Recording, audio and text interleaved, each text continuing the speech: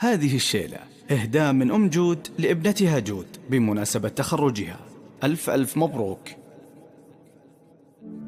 اليوم فرحة ما تسعها الميادين، يا هاجسيها المدوح القوية.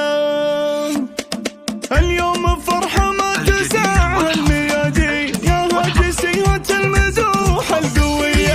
يوم اجتمع يا جود الأخلاق والزين متكملة، والله وهبها عطية. زدتي على حلوة الوصايف نجحتين، وتقدم جود القصايد هدية. متخرج بجد وعزيمة وتمكين، الأولى يا جود بالثانوية. يا بنتي اللي بالغلط ساوي العين، أوفيتي يتعبي وروحي سلية. شفت ابتساماتك وقلبي بديلين، غلا وفخر كل عين بك مرتوية. بضعة مدايح قلت واقولها المين، للي لها وصف وخصايل ندية. الجود الغلا كل الغوالي مسمين، من قبل صوت ابياتي الشاعرية. حلو الشعر وعيونه احلى برمشين، ولا الجبين من القمر جابوا ضية. فيك الادب خصله من امك كسبتين، ام الادب وام الطباع الوفية. ما خبتي بهالتربية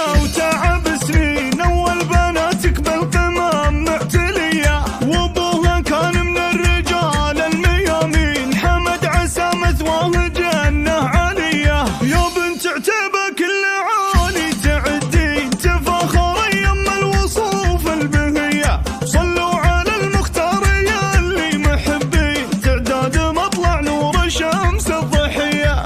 اليوم فرحة ما تسعها الميادين، يا هاجسيها المدوح القوية.